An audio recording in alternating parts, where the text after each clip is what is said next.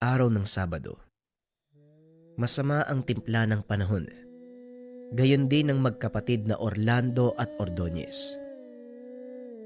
Umaga pa sila nagsasagutan. Ngayong gabi na ay hindi pa rin tumitigil. Hindi lang ang kanilang apo ang nahihiya, maging ang kapitbahay, dahil kung ano-anong salita ang lumalabas sa bibig. Ganyan ka, Ordonez eh. Kung kailan ka naging matanda, saka ka nagkaganyan, ay maiya ka naman. Hindi ka lang nabigyan ng talong kung ano-ano nang sinasabi mo. E di sana, nagtanim ka din, may lupa ka naman. Wika ni Orlando sa kanyang kapatid. Ikaw ang maiya, Orlando. Kung makapagtanim ka, akala mo ikaw yung nagmamay-ari ng lupa. Lupain ko rin yan. Kaya bukas na bukas, bubungkalin ko ang lahat ng pananim mo. O ikaw matanda ka ha. Wag na wag mong gagalawin ang pananim ko. Lupa ko rin yan, kaya may karapatan ako. Kahit anong itanim ko o gawin ko, wala kang pakialam. Baka nakakalimutan mo. Mga magulang natin ang nagmamay-ari ng lupang ito. Huwag kang umasta na sa'yo lang yan. Kung tutusin, kalahati lang ang sa'yo. Nag-iisip ka ba? Yun na nga eh. Bakit mo gagalawin ang nasa parte ko? Kung gusto mong magbungkal, gawin mo dyan sa pwesto mo. Dyan sa parte mo. Hanggang dun sa dulo. Pagkatapos nun, pagkabungkal mo, ilibing mo na rin yung sarili mo. Wala kang kwentang kapatid. Bakit ka pa kasi iniluwal ng nanay sa mundo gayong ang sama-sama ng ugali mo? Kapag nagkaharap kayo ni Satanas, magre-retiro yun eh. Pwede kayong magpalitan. Hoy, matandang amoy aparador. Kung kasamaan ng ugali ang pag-uusapan, mas masama ka. Nangingibabaw yung kaitiman ng budi mo. Mata na lang ang puti. Lahat ng negatibong pag-uugali nasa iyo na. Amoy aparador ka pa. Ako amoy aparador. Ikaw maasim ka. Takot ka ngang maligo eh. Hindi ko alam kung pinagli ka ba sa kambing o sadyang may takot ka lang sa tubig. Ay sus, pangit! Pangit ka! Mas pangit kang matanda ka. Si Alan, apo nila Orlando at Ordonez, hindi na kaya pang pakinggan ang bangayan ng dalawa. Sanay naman siya dahil noon pa ganito na ang sitwasyon ng dalawa. Hindi lilipas ang araw na walang salita ang nangyayari. Pero dahil gabi na pumagitna na ang binata upang matigil. O tama na ho yan. Kung saan sana napupunta yung usapan nyo eh. Dahil lang sa hindi nabigyan ng tortang talong yung isa, umabot na sa matinding bangayan. Hindi ho ba kayo nahihiya? Nasa iisang bahay lang tayo, pero parang hindi tayo magkakakilala. Hindi magkakasundo. Diyos mio, sa ating tatlo mukhang ako pa'y mauunang mamatay dahil sa konsumisyon eh. Halina ho kayo. Pumasok na tayo sa loob dahil madilim na ang paligid. Nabulabog na natin yung mga kapitbahay oh. Tignan nyo, pinapanood kayo imbis na natutulog na sila. Abay, sabihan mo yung lolo mo. Tigilan niya ako. Kasalanan ko ba kung kinain ng pusa yung parte niya? Aba oo, naging pabaya ka. Iniwan mo lang sa mesa. Hindi mo man lang tinakpan. Naku, yan na naman kayo. Hindi na tayo matigil dito eh. Pumasok na nga kayo, matulog na kayo. Bukas sa bukas, ipagluluto ko kayo ng isang bandehadong tortang talong. Yun lang pala yung pinag-aawayan nyo. Napabuntong hininga na lamang si Alan habang isa-isang hinahatid sa kanilang kwarto ang dalawa. Parang mga tigre na ang hirap pagsamahin sa iisang bubong. Siya na isa pa lamang binata na nasa edad 20 taong gulang. Mas matanda pa kumpara kina Orlando at Ordonez na 67 taong gulang na. Ang sitwasyon ay naging baliktad. Nang nasa kwarto na ang mga lolo, nagmamadali namang humingi ng paumanhin si Alan sa mga kapitbahay na naistorbo. Pasensya na po talaga kayo ha.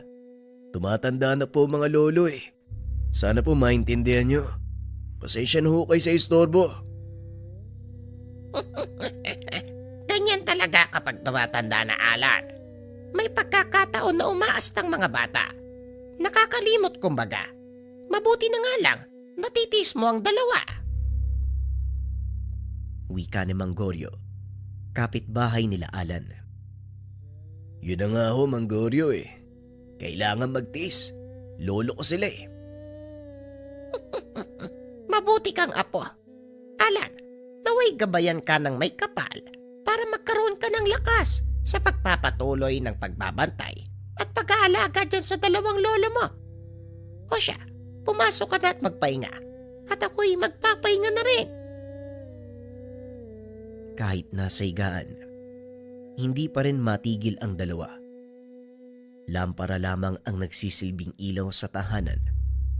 Hindi pa umaabot ang kuryente sa lugar na ito.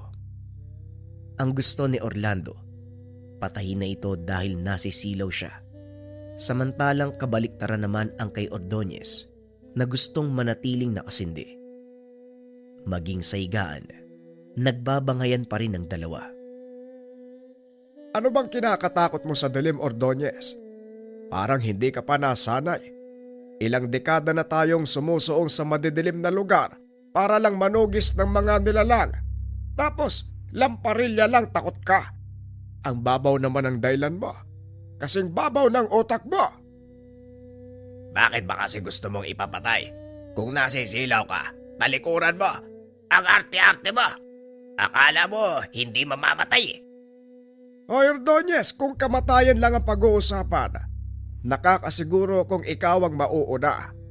Yung ganyang uri ng ugali, sabik na sabik sunduin ni kamatayan. Ang sabihin mo, masyado ka lang maarte. Kung ano-ano ang sinasabi. Huwag mong patayin ng ilaw, Alan. Hayaan mong isang yan na masilaw. Wala akong pakialam kahit mabulag pa yan. Kapag ako tumayo dito, malilintikan ka talaga sa akin. Eh di tumayo ka. Ako pa ang tinakot ng matandang to. Matagal ka ngang makabangon sa higaan mo. Marupok na yung buto mo sa katawan eh. Anak nang, sus Mariosep naman. Mang ilang gabing puyat na ako dahil sa dalawang to ah. Ay Diyos ko. Kailan pa kaya ako magkakaroon ng tahimik na tahanan? Daig pa ang mga palaka dun sa ilog sa sobrang ingay eh. Hindi na mapakali si Alan sa kanyang higaan. Naging malikot dahil sa ingay ng dalawang matanda. Nang hindi pa rin sila matigil, napilitan siyang tumayo at ihipan ang lamparilya. O yan, dininig ng langit ang hiling ko. Ano ka ngayon, Ordonez?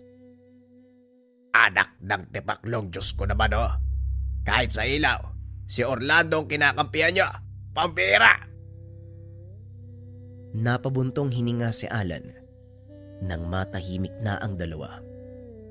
Kaso nga lang pasado 1:00 na ng madaling araw. Sa haba ng bangayan ay inabot na ng umaga. Bumalik na siya ng higaan para ipagpahinga ang mga mata na kanina pa antok na antok.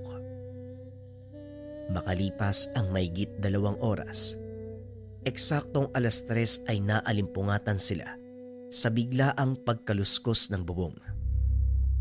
Sa mismong kinalalagyan ng 2 matanda. Nagising din ang mga ito at muling natuloy ang bangayan. O ayan na, Orlando. Sinusundo ka na ng aswang. Katulad mo yan. May maitim na budi. Ako ba talaga ang sadya niyan? Sa ating dalawa, ikaw ang pupunteryahin yan. Bakit naman ako? Sino ba ang lapitin ng malas sa atin? Ikaw lang naman ah. Ganyan tayo eh. Kahit nasa panganib na, nagbabatuhan pa rin kayong dalawa. O ano? Ako ba ang lalabas para patayin yung aswang na yan? Malapit nang mabutas yung bubong oh. Hoy tanda, babangon ka na. Hindi ka na nahiya sa apo mo. Nasa panganib na nga, may gana ka pang humilata. Nagsalita ang gurang na hirap din sa pagbangon. Kailangan mo pa nga ng makakapitan para lang makatayo ka sa higaan mo eh. Tumigil na kayong dalawa, dalian nyo na, bago pa tayo madali ng isang yan. Dahil sa ingay ng 2 matanda, umalis na lamang ang aswang na nagtatangkang mangbiktima. Nakabangon na si Orlando at Ordonez. Kumuha na rin ng patalim si Alan at nag-abot sa dalawa. Sabay silang lumabas. Hindi na bago sa kanila ang ganitong sitwasyon. Makailang beses na rin silang dinayo ng nilalang sa mismong tahanan. Pero wala ni isang nagtagumpay. Dahil sa kabila ng pagiging mabunganga at bangayan ng dalawang matanda, meron silang mga tangan. Ang mutya ng daplak na maigit 4 na dekada nang gumagabay at pumoprotekta sa kanila. Malakas ang taglay nitong kunat at sabulag, kung kaya't palagi nilang naiisahan ang mga nilalang na may masamang binabalak. Hindi lamang sa mga aswang, kung hindi pati na rin sa mga taong may masamang hangarin. Kita mo na, ang bagal mo kasi yan tuloy nakatakas yung aswang. Meron na sana tayong mapupuksa ngayong araw eh. Kasalanan mo to eh. Eh, mahina kasi yung utak mo, bulag ka yata. Ano ang tingin mo sa isang yan? Ito oh, estatwa. Wika ni Orlando sa kapatid. Sabay turo sa madilim na bahagi kung saan merong nakatagong nilalang. Kagad itong tinignan ni Ordonez, subalit wala siyang mahanap. Hindi lang buto at utak ang mahina sa'yo. Kahit yung mata mo mahina na rin. Ay nako, halika na Alan. Wala tayong maaasahan dyan sa lolo mo. Bago pa makatakas ang aswang na yan. Lumakad na sila Orlando at Alan upang masiguradong mauhuli ang tutugising aswang. Si Ordonez naman, napapakamot sa ulo habang tinitignan ang direksyong pinupuntahan ng dalawa. Matagal bago niya nakita ang nilalang, pero mas nauna pa siyang dumating kaysa sa dalawa. Siya na rin ang tumaga dito, sinaksak ng paulit-ulit, hanggang sa nangisay. Nakailata na sa damuhan, buhat ng malalim na natamong sugat. O sino sa atin ngayon ang mahina? Kayo kasi palakad-lakad napakabagal. Kumikembot pa, ang tagal makarating. Naunahan ko tuloy kayo. Ikaw naman Alan, huwag kang gagaya dyan sa lolo mo, ay parang binibilang yung hakbang niya. Nauna ka lang, ang dami ng sinabi. Nagdadahan-dahan ako para hindi mapatid sa daanan. Ikaw naman dire-diretso, mabuti nakatsamba ka. Dahil kung hindi, baka ikaw pa ang nakailata sa halip ang aswang na yan. Ay so sabihin mo naiinggit ka lang. Kailanman hindi ako maiinggit sa taong bungal. Walang may bubugay yung bunganga mo eh, hangin lang. Lolo naman, wala kayong pinipili. Sa harapan ng mga tao, sa harapan ng bangkay ng aswang, nagsasagutan pa rin kayo. Pati siguro sa pagligpit nito, magtatalakan pa kayong dalawa no? Aba, ako na ang nakapatay ha. Ang isa naman dyan ang magdispatcha, hindi pwedeng ako na lang ang lahat. Umalis ka na nga. Ang yabang-yabang mo. Mauna ka na sa pag-uwi. Para hindi na ako matagalan sa pagdidispatcha. Ayoko makita ka habang naglilinis ako dito ha. Baka malito ako eh, ikaw pa'y masunog ko. Mukha ka pa namang aswang. O tama na, tama na. Umuwi ka na, Lolo Ordonez. Magkakasakitan na naman kayo eh. Kagad pinigilan ni Alan si Ordonez. Tangkang hahampasin na ng tsinyela si Orlando. Mabuti na lang, isang salita niya ay napapasunod ito. Tumulong na rin siya sa pagligpit ng bangkay bago pa sumikat ang araw. Ayaw niyang makita ng mga kapitbahay ang bangkay. Paniguradong pupuntahan ito ng mga tao at samot-saring katanungan ang tatanong sa kanila. Taong 1960s nang matuklasan nila Orlando at Ordonez ang mutya ng daplak. Napulot nila ito sa kakawyan habang naninirador ng mga ibon. Nahanap nila ang pugad na maraming itlog. Dinala sa bahay at hindi inaasahang may nauwing mutya. Nahiwagaan sila rito kung kaya't kagad itinabi. Ginawa pang kwintas ni Orlando. Ibinigay ang isa sa kapatid dahil dalawa ang napulot. Nang mapadayo sila sa bahay ng kakilalang albularyo, Dito nila nalaman na may taglay itong kapangyarihan. Ang albularyo na rin mismo ang nagtungo sa kanila sa tamang paggamit at pamamaraan. Sa paglipas ng panahon, unti-unti na silang nasanay hanggang sa dumating ang punto na may nakasalubong na aswang sa daan. Natataranta pa ang dalawa noon, pero nang maramdaman ang kapangyarihan ng tangan, nawala ang takot. Natagpuan ng sariling tinalo ang nilalang. Dahil dito, nahatak ang atensyon ng dalawa sa ganitong gawain hanggang sa naging tungkulin na ang pamumuksa. Kahit ngayong matanda na, hindi pa rin sila tumitigil. Patuloy na nagsisilbi alang-alang sa kaligtasan ng mga taong nasa paligid. Balik tayo sa kasalukuyan. Dahil sa nangyaring pagtatalo nung nakaraan buhat lamang sa hindi nabigyan ng ulam si Ordonez, umagang-umaga pa lang, nagluluto na ng tortang talong si Alan. Dinamihan niya. 20 piraso ang niluto. Sinamahan na rin ng suka at toyo na merong kamatis bilang sausawan. Nang maihanda na ang pagkain sapag, tinawag niya na ang 2 matanda. Oh, baka magtalo na naman kayo ha. 20 piraso yan. Tig-10 ang bawat isa sa inyo. Ano, kulang pa? Hindi na, Apo.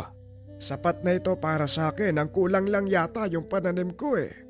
Ang dami mong pinitas. Pwede sana nating ibenta yan sa kapitbahay pambili ng bigas. Kahapon kasi buong araw kayo nag-away dahil lang sa tortang talong. Kaya yan na. Wala muna magsasalita hanggat hindi pa tapos sa pagkain. Kahit ngayon man lang, maging payapa tayo sa pag-aagahan. Walang problema sa akin, Apo. Ayos lang. Ewan ko dyan sa kasama mong matanda, hindi ko alam ha. Tanungin mo nga. Baka sumama yung loob niyan dahil nakikikain ako sa pinagpaguran niya. Kaya dapat magbigay ka din kahit pampataba lang. Pambili ng pampataba. Nangangayayat na ang pananim ko sa tindi ng init eh. Ay tumulong ka naman. Ayos ah. Kung makapagsalita ka parang wala akong ambaga. Tortang talong ang ulam natin eh. Hindi lang talong ang niluto. May kasamang itlog galing sa alaga kong inahing manok. Hindi na nga yun naging sisiyo dahil nilalaga mo na lang sa umaga. Hindi ka pa nabibigay. Oh, anak na.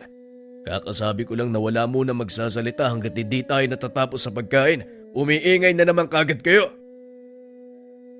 Nananahimik ako dito pero yung lolo mo, umarangkada na naman. Bulungan mo, baka sakaling makaintindi.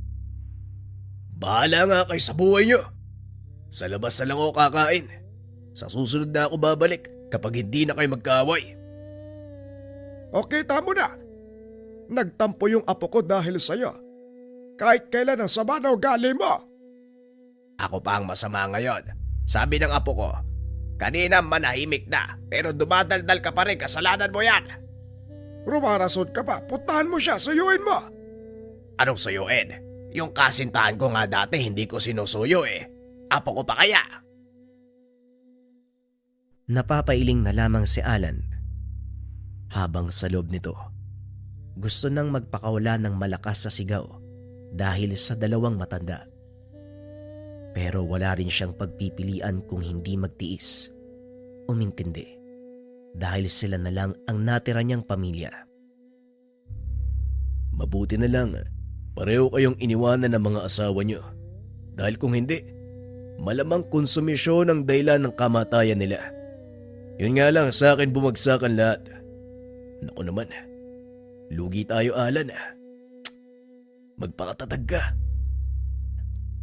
Wika ni Alan sa sarili. Pagkatapos nilang kumain, kanya-kanya sa pagiging abala ang tatlo. Si Alan sa gawaing bahay, si Orlando sa taniman, si Ordonez sa manukan. Dahil nagkaiwalay, tahimik ang tahanan na siyang ipinagpasalamat ni Alan. Si Orlando na nakabuhos ang buong atensyon sa pagtatanim, nabulabog sa pagdaan ng dating kaklase Matalik na magkaibigan nung araw, kaya naman naging kapanapanabik ang muling pagkikita. Orlando, ikaw ba yan? Ang muti naman malusog ka. Ay lukulukong to! Ano akala mo sa akin sakitin? Ay ikaw na ba? Ngayon lang ulit tayo nagkita, ganyan pa sasabihin mo ah. Hindi naman sa ganun. Yung mga kaklase natin dati, nabalitaan ko nagkakasakit kasi. Tapos ilang linggo na mamatay. Kakalibing nga lang nung isa kahapon eh. Nag-aalala lang ako para sa'yo. Ay ganun ba? Anong rason? Bakit sila nagkaganyan? Parang sinumpa. Ang sami, meron daw nila lang na kumakatok sa bahay-bahay. Kung sino ang magbubukas, kawawa dahil magkakaroon ng matinding pananakit ng tiyan, tapos nangihina ang katawan. Babalikan ng nilalang at doon napapatayin. Ha, ganun ba? Anong uri daw ng nilalang? Ang lala ng pamamaraan niya, napaka-brutal. Kaya nga natatakot ako dahil baka mapadpad sa amin ng nilalang na sinasabi nila. Uy, ayoko pang mamatay. Sa sinabi ng dating kaklase, napapaisip si Orlando. Narinig niya na ang ganitong klase ng nilalang sa albularyo na nagturo sa kanila kung paanong gamitin ang mutyang tangan. Sa maiksing panahon lang, hindi nagtagal dahil tinugis kagad ang halimaw. Hindi niya akalain na muling mababalitaan ngayon. At dahil hindi matahimik ang kalooban sa narinig, pumasok siya ng tahanan at saka pinatawag ang dalawang kasama para mag-usap. Ano na naman ang nasa isip mo? Sabihan mo na. Bilisan mo. Marami pa akong gagawin sa manukan eh. Ikaw talaga, kung kailan may mahalagang trabaho ang tao, saka ka manggugulo. Ano ba yon? Oo nga lolo, ano po ba yon? Sana ho mahalaga ang sasabihin mo. Pinatawag mo pa kaming dalawa ni Lolo Ordonez eh. Mahalaga ang sasabihin ko. Dumaan ang dati kong kaklase, si Rigor. Nalaman ko sa kanya na muli na namang nanggugulo ang isang nilalang na pumapatay sa mga kaklase namin. Biruin mo, 20 kami. Ngayon 6 na ang sumakabilang buhay. Nilalang? Anong nilalang lolo? Aswang po ba? Engkanto o maligno? Ordonez, naalala mo ba yung nilalang na binanggit dati ni Manong Amyan? Yung albularyong nagturo sa atin kung paano gamitin ang mutya. Yung kwento niya tungkol sa nilalang na kumakatok sa mga bahay. Ang sino mang magbukas ay magkakaroon ng matinding pananakit niyang tiyan. Tapos kapag nanghina na ang katawan, babalikan niya para patayin. Ano nga ba ang tawag doon? Sandaling napaisip si Ordonez hanggang sa naalala niya ang nilalang. Parang salot. Salot yata yung tawag doon eh. Mangkukulam na, aswang pa. Tama, yun nga. Mabuti kahit papano may pakinabang yung utak mo ah. Ayos ang galing mo naman. Sa ating dalawa, yung utak mo mas kinakalawag. Teka, yan na naman eh. Yan na naman sila eh. Palagi na lang tayong ganito. Ano ba ang punto ng usapan, Lolo Orlando? Naging seryoso ang usapan ng sinimulan ni Alan. Ipinaalam ni Orlando ang kanyang plano na kaagad namang binigyan ng reaksyon ni Ordonez. Eto na naman tayo sa pagmamagaling. Magpapakabayani ang gurang. Hirap nga sa pagbiyahe sa malayo tapos may balak pang dumayo sa ibang lugar para maggaling-galingan. Aba, kung ayaw mong sumama, edi wag. Wala namang namimilit sa'yo eh. At isa pa, pinapakita mo lang na wala kang pakialam sa buhay ng ibang tao. May nangangailangan ng tulong. Alam mo ang responsibilidad nating dalawa. Lolo Orlando, huwag niyo po sanang mamasamain pero sang-ayon ako kay Lolo Ordonez. Masyado na pong malayo ang bayang iyon. Tapos hindi natin sigurado kung meron tayong matutuluyan. Ikaw na mismo ang nagsabi na may mga nilalang sa lugar na yon. Mas delikado kapag ganun. Ala na po. Hindi naman sa pagmamagaling, pero naaawa ko sa mga tao. Si Rigorna nagsabi na 6 sa kaklase namin ang namatay dahil sa nangyayaring pambibiktima. Kung walang tutulong sa kanila, malaki ang posibilidad na madamay silang lahat. At isa pa, wala tayong dapat katakutan dahil meron tayong tanga na poprotekta sa atin. Para saan pa ang taglay nating lakas kung hindi natin gagamitin para tumulong sa ibang tao? Orlando, ang pinupunto ko lang naman, hindi na tayo katulad ng dati na kaya pang makipaghabulan. Oo, protektado tayo ng mutya, pero malakas lamang ito sa sabulag at kunat. Kapag may nangyaring habulan, madali tayong mapapagod dahil sa katandaan. At isa pa, napakalayo na ng bayan na binanggit mo. Ipagdasal mo na lamang sila dyan.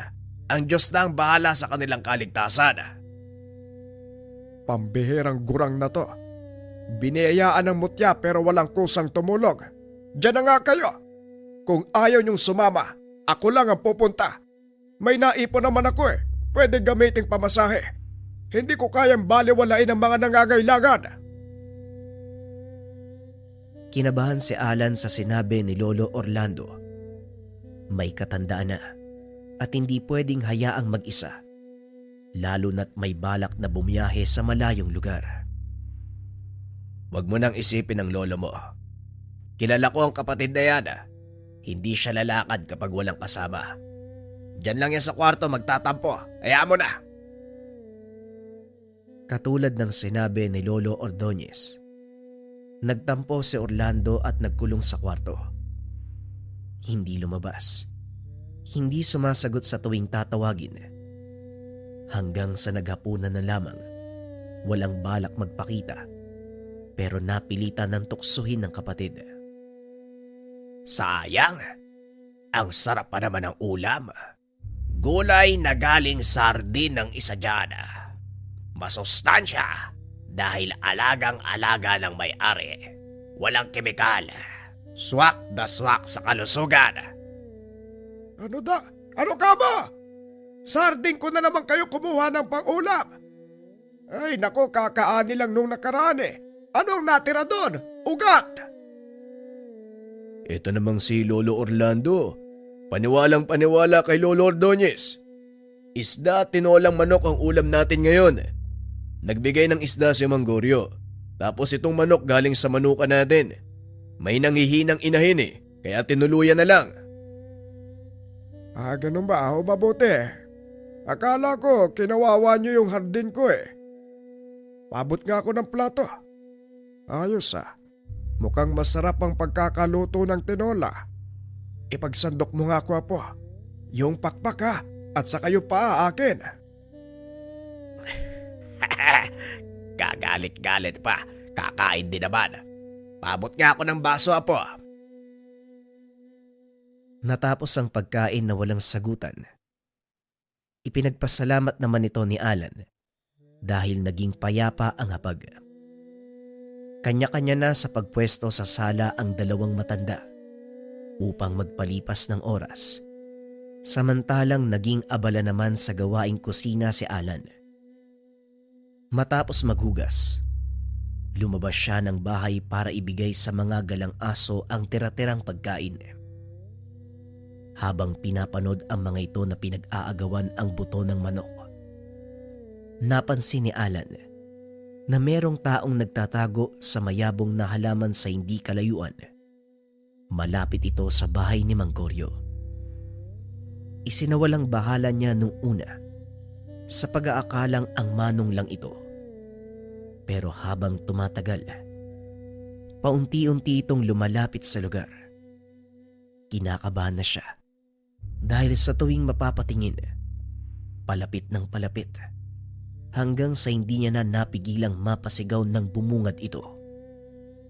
Isang taong sobrang itim ang kabuuan. Tumatagaktak pa sa lupa ang likidong kumakapit sa katawan. Papasok na sana si Alan para mangingi ng saklolo nang hawakan siya sa braso. Buong puwersa niyang sinuntok. Aray ko naman! Manang-mana ka talaga sa lolo Orlando mo. Ang lakas manuntok. Sino po ba kayo? Tao ba kayo maligno? Bakit ang itim nyo? Nahulog kasi ako sa imburnal habang tumatakbo palayo sa nilalang. Yun yung naging dahilan ng kamatayan ng karamihan sa kaklase namin ng lolo mo. Nakasalubong ko eh. Pahingi nga ako na tubig. Maghuhugas lang ako. Ang baho ko na. Dinala ni Alan ang lalaki sa likod ng tahanan upang makapaglinis ng katawan. Sinabihan rin niya sina Orlando at Ordonez. At dahil magkakilala ang dalawa, naging katawa-tawa sa kanila ang sinapit ng kaibigan ni Lolo Orlando. Sa dinabi-dami ng pwede mong bagsakan, imburnal pa talaga. Mabuti na lang, hindi natakot yung mga nakasalubong mo sa itsura mo, no?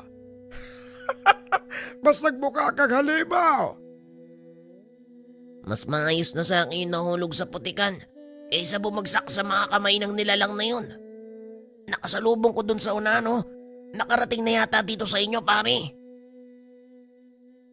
Biglang natahimik ang lahat. Nang banggitin ni Rigor ang tungkol dito. Naging alisto naman si Orlando na kagad sumilip sa bintana. Si Ordonez naman, nagmamadaling nagtungo ng kusina para kumuha ng patalim. Sigurado ka ba sa nakita mo, paring Rigor? Baka pinaglalaroan ka lang ng iyong paningin sa labis na pag-iisip sa nilalang. Payapa ang paligid.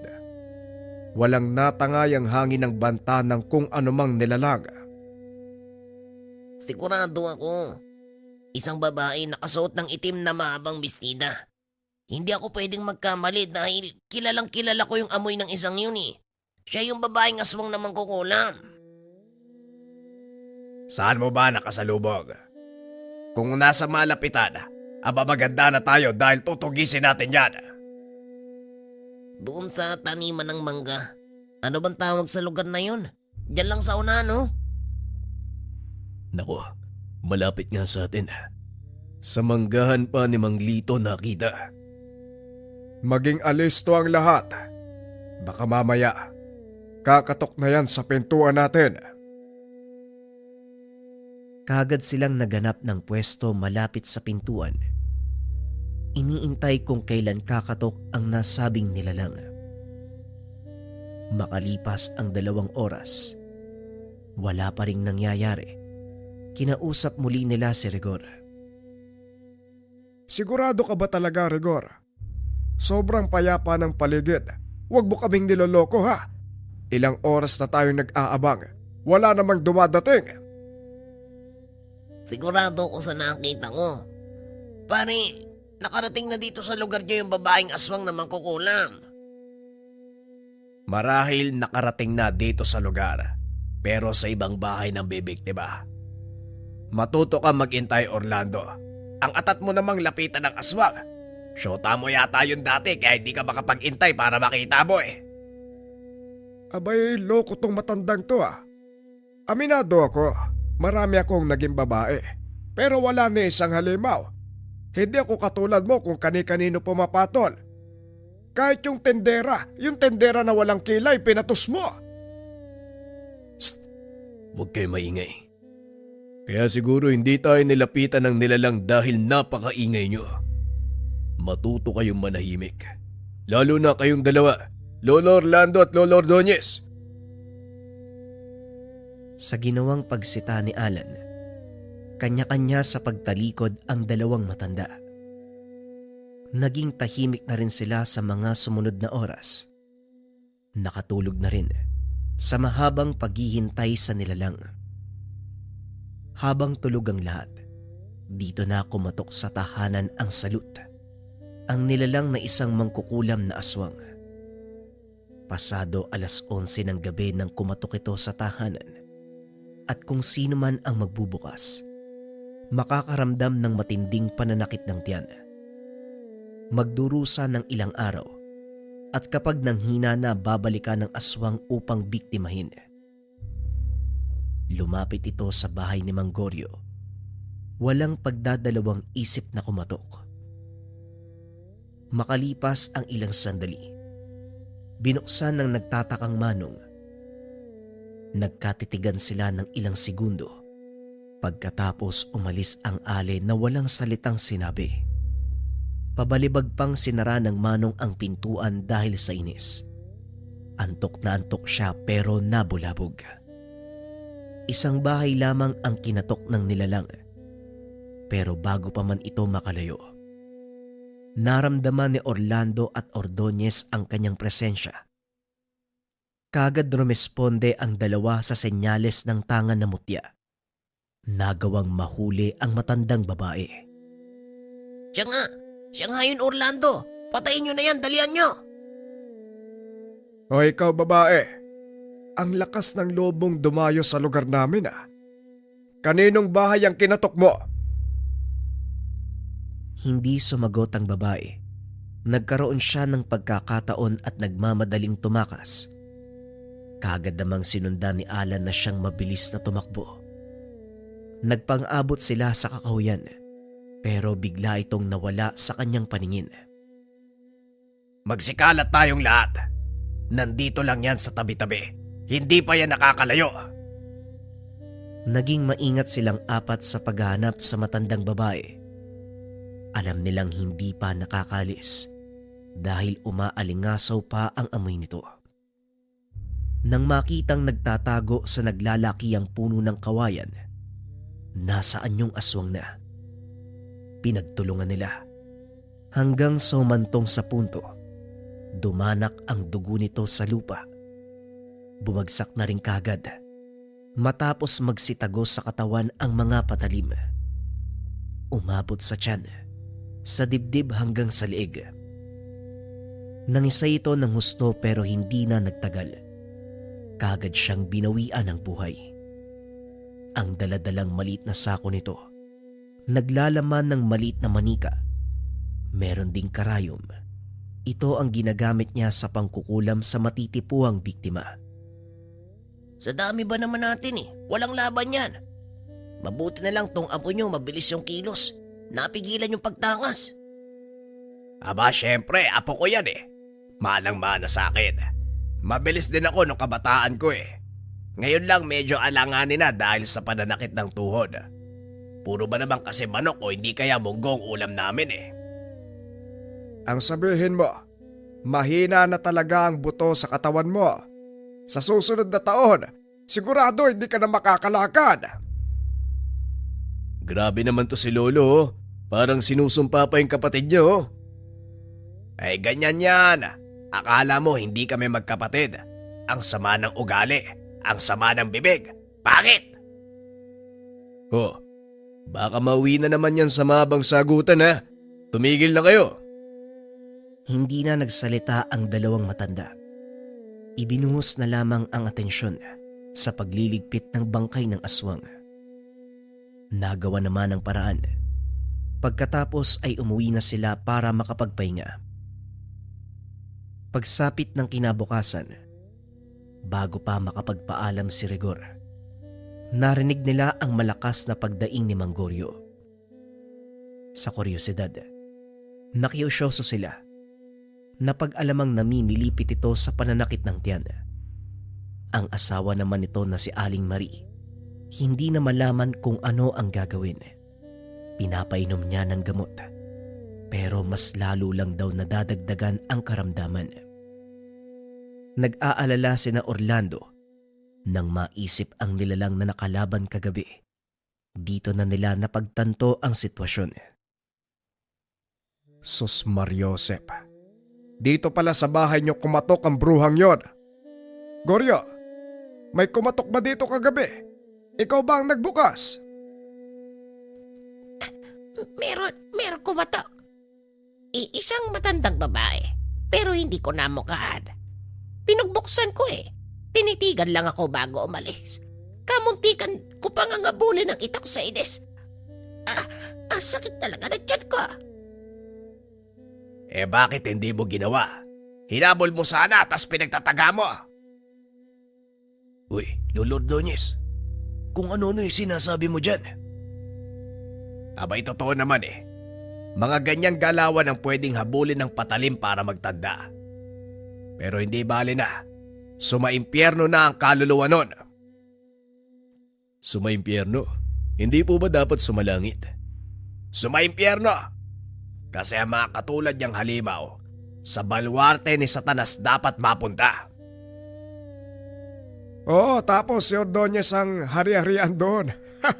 Walang pinagkaiba ang kasama ng ugali. Manahimik ka na nga dyan. Ang ingay mong bungal ka eh. Goryo, gagawang kita ng gamot ha. Ipapapahid ko kay Alan mamaya. Magpahinga ka muna. Huwag ka masyadong gumalaw. Gamit ang natutunan sa dating gurong albularyo, siya rin ang nagturo sa kanila kung paanong gamitin ang mutya. Inalala ni Orlando ang mga halaman na posibleng magbibigay ng kaginhawaan sa kalagayan ni Mang Goryo. Tumulong na rin si Ordonez dahil nagkasundo. Parehong nag-aalala sa sitwasyon ng kapitbahay. Naging katuwang din si Alan nang magawa na ang gamot. Kagad ipinahid upang mainom. Oras-oras silang tinitignan ang kalagayan ni Goryo.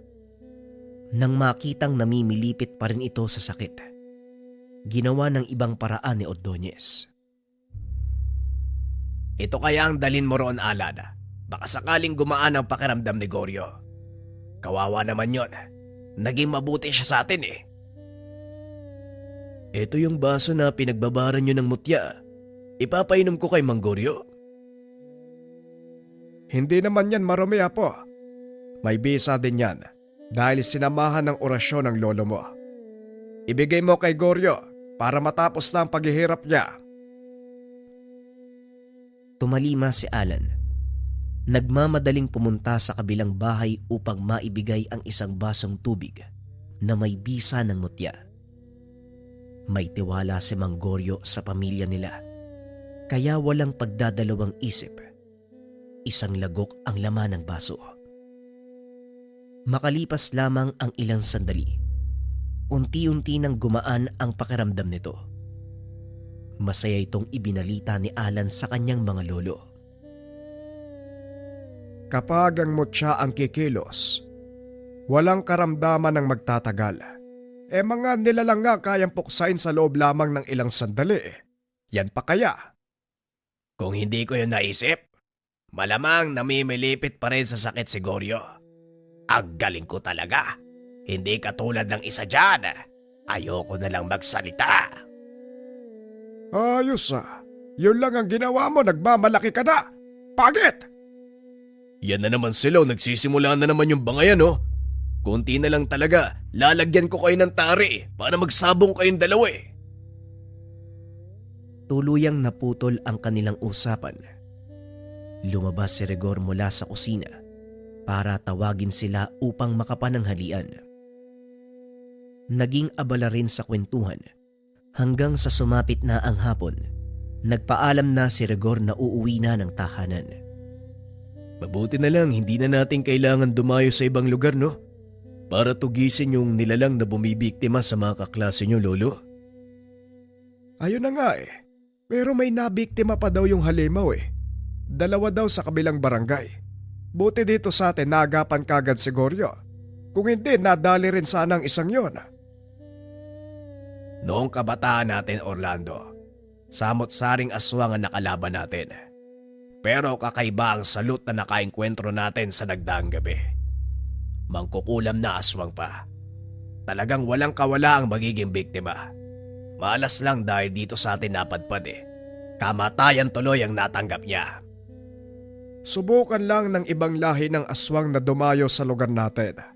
Abay talagang makakatikim sila.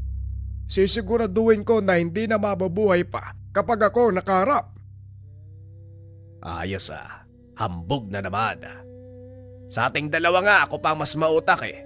Mas madaling nakakaisip ng paraan para madaling mapuksa ang nakakalabang nilalang. Hindi katulad mo.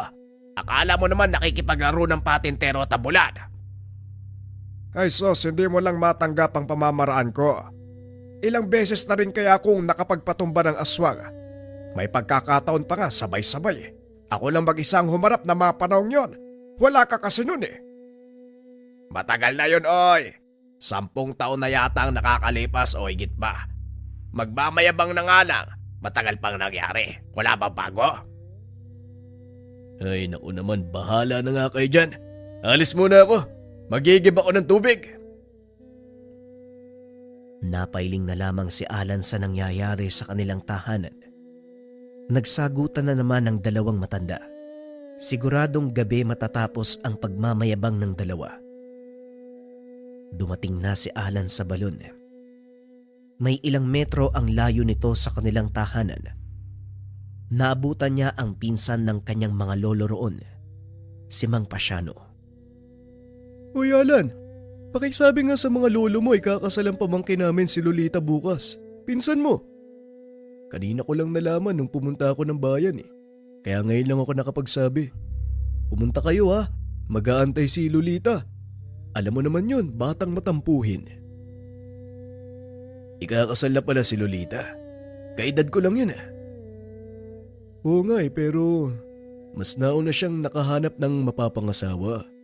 Ikaw kasi ang bagal mo, kaya hanggang ngayon, hindi ka pa yata nagkakaroon ng kasintahan eh. Pakisabi sa mga lolo mo ha, kung gusto nyo, sumabay na kayo sa akin mamayang gabi. Nakapag-arkila ako ng tricycle sa kumpare ko eh. Tara sabay-sabay na tayo. Maghihintay ako sa bahay ha, pumunta kayo mga 7:00. Tumango si Alan. Pagkatapos mapuno ng tubig, ang dalang 2 balde. Nagmamadali siyang umuwi para ibalita ang imbitasyon. Natuwa naman ang matanda. Sa hinaba-haba ng panahong hindi pagkikita, muling makakapiling ang isa sa mga paboritong pamangkin at iba pang kaanak na nakatira sa ibang bayan. Bago mag-7:00, nakarating na sila sa bahay ni Mang Pasiano. Tama lang sa napag-usapan. Nang handa na silang bumiyahe, pinaandar na ang tricycle. Naglakbay patungo sa kabilang bayan na kinakailangan munang daanan ang 3 munisipyo bago makarating. Hindi naging tahimik ang biyahe dahil maliban sa ingay ng sasakyan, malakas din ang boses nila habang nag-uusap. Sinasapawan ang ingay ng makina upang magkarinigan. Sa loob nakapwesto si Orlando at Ordonez. Samantala sa likod naman ng nagmamaneho, naroon si Mang Pasiano, pati na rin si Alan. Abala ang mga mata sa pagtingin sa madilim na daan. Habang tumatagal, parang may napapansin siya na may humahabol sa kanila. Hindi niya pinansin nung una, sa pag-aakalang namamalikmata lang dahil walang ilaw ang likurang bahagi ng tricycle. Pero nang masiguradong merong humahabol, naglakas loob siya na magtanong kay Mang Pasiano. Tiyo, may kababalagan ba sa daanang to? Parang may nakikita kasi ko eh. Napansin mo rin pala Alan. Kaya nga, binibilisan ko ang pagmamaneho para hindi tayo maabutan eh. Kumapit ka ng mabuti. Dahil sa daan na to, may mga malalaking aso na bigla na lang lumilitaw eh. Naalarma si Alan. Kagad pang napakapit ng maigpit upang hindi mahulog. Sinulyapan niya ang kanyang mga lolo. Kanya-kanya sa pagsandal para makaidlip. Nagbaon ng itak si Mang Pasiano. Nakalagay sa loob ng tricycle kaya kinuha niya na. Tiyo, wala na po bang ibibilis? Mukhang maaabutan tayo eh. Marunong ka bang gumamit niyan, Alan? Kung oo, kapag nagtangkang tumalon sa atin, tagain mo. Mag-ingat ka lang para hindi ka mahulog ha. Kumapit ka ng mabuti. Tinalasan ni Alan ang paningin upang masundan ang kilos ng humahabol. Habang tumatagal, unti-unti nang naging malinaw sa kanyang paningin kung ano ito. Katulad ng sinabi ni Mang Pasiano, isang uri ng aso. Kaunti na lang ay maaabot na nito ang sinasakyan nila. Kagad siyang pumwesto. Nakahanda na ang itak sa pagsalubong sa mukha ng nilalang kung sakaling magtangka itong tumalon sa kanilang kinalalagyan. Sinikap naman ni Mang Pasiano na mas mapabilis ang pagmamaneho nang makarating sa malubak na bahagi at sa tuli ng takbo. Bahagyang umalog ang tricycle na siyang gumising kay Orlando at Ordonez. Pasiano, maghinay-hinay ka naman. Nauuntog na ako dito eh. Lolo, pasensya na po. Pero may humahabol sa atin eh. Malaking aso. Nang marinig ang sinabi ni Alan, naging alisto ang dalawang matanda. Ipinatigil ni Lolo Orlando ang tricycle na siyang ipinagtataka ng lahat. Loko-loko matanda to ah. Kitang hinahabol na tayo ng halimaw. Pinahinto mo pa yung tricycle. Baliw ka ba? Manahimik ka nga dyan. Umaalingaso yung baho ng bunganga mo. Ang gusto ko lang naman, harapin natin ang halimaw na yan kaysa takbuhan. Hinahabol na tayo eh. E di harapin na lang natin para wala nang nanggagambala sa lugar na to. Sakto, may mga patalim pa ako dito. Sinadya kong damihan dahil alam ko yung lugar na to eh. May nangahabol talagang halimaw. Ilang beses na rin akong hinabol eh. Hindi lang ngayon. Inabot ni Mang Pasiano ang mga itak kay Ordonez at Orlando. Hawak niya naman ang natirang balisong. Ang asong nilalang, nag-iintay lang din sa kanila. Nakatindig sa unahan, nanlilisik ang mga mata habang nakatitig. Ngayon tignan natin kung makakahabol ka pang hayop ka. Kaagad ginamit ni Ordonez ang tangan. Nagsambit ng sabulag.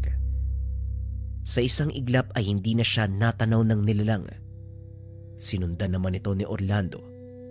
Maging ang nilalang ay nagtataka dahil sa halip na 4, 2 na lamang ang nakikita niya. Naging mas mabangis ito. Tangkasa ng susugod pero inunahan ng magkapatid. Hindi na nag-aksaya ng oras. Kaagad pinagtataga hanggang sa halos maputulan ng ulot mga binti. Ayos ah. May karakas pa rin pala tong mga matanda kong pinsan. Akala ko kinakalawang na yung mga buto eh. Hindi na kayang makipaglaban sa mga nilalang. Nagkamali ako ah. Talagang maling-mali ka. Tingnan mo, nagawa pa rin naming lumaban. Matanda man sa paningin, may angas pa rin. Ang daming sinasabi ng matandang to. Iligpit na natin yung bangkay nito para makatuloy na tayo. Malayo pa yung biyahe oh. Mukhang uulan. Sinigurado nilang maayos ang pagkakaligpit ng bangkay. Nagukay sila sa lupa. Inilibing ng pabaliktad ang katawan ng nilalang upang hindi na muling mabuhay. Dumating sila sa tahanan ng kaanak bandang 9:00 ng gabi. Hindi na rin nakapagpahinga dahil nagsikilos na ang lahat pagdating nila. Abala sa paghahanda ng mga putahe para sa kasalan. Tumulong na rin sa pagkatay ng mga baboy at manok at iba pang gawain. Natapos naman ang kaganapan ng walang anong aberya. Bantay sarado nila ang seremonya, kaya't kahit lasing ay hindi nakapanggulo. Sa pagsapit ng hapon, nagpaalam na sila upang umuwi. Sa puntong ito ay sa kabila sila dumaan dahil matapos ang malakas na ulan sa nagdaang gabi. Bumigay ang bahagi ng kabundukan. Doble ang oras ng kanilang biyahe dahil masyado itong malayo. Nakailang pahinga sila dahil napapagod si Mang Pasiano sa pagmamaneho. Walang makakapalit dahil parehong hindi marunong. Nang mapadaan sa masukal na parte kung saan halos sakupin na ng damong ligaw ang kalsada, huminto sila uli upang malagyan ng gas ang tangke. May baon sila, kaya walang problema. Kaso nga lang may nagparamdam. Bago umandar ang tricycle, nakaladkad si Alan ng aswang na bigla na lamang humablot sa kanya.